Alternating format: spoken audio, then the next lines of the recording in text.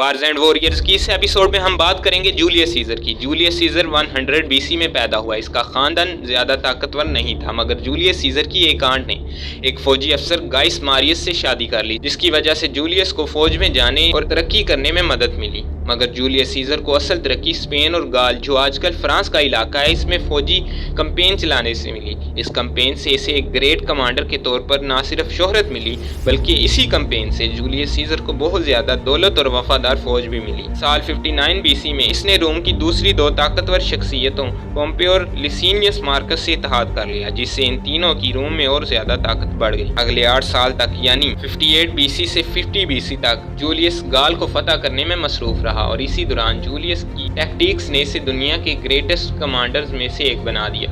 اس کے بعد جولیس اور پومپے کے درمیان تعلقات خراب ہو گئے اور ان دونوں کی وجہ سے سول وار شروع ہو گئی، مگر اس کا نتیجہ جولیس کے حق میں نکلا اور پومپے کو شکست ہو گئی اور Julius room per as a dictator حکومت کرنے لگا۔ اسی دوران اس نے روم کے سٹیزنز کے لیے کئی کارنامے کیے۔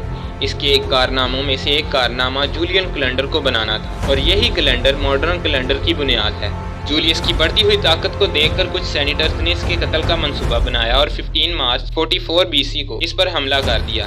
اس حملے میں اس کے دوست بروٹس اور کیسیس بھی شامل تھے۔ جب جولیس سیزر نے اپنے دوستوں کو حملہ کرتے دیکھا تو اس نے اپنے دوست بروٹس سے کہا، بروٹس تم بھی، اور یہی اس کے آخری الفاظ تھے۔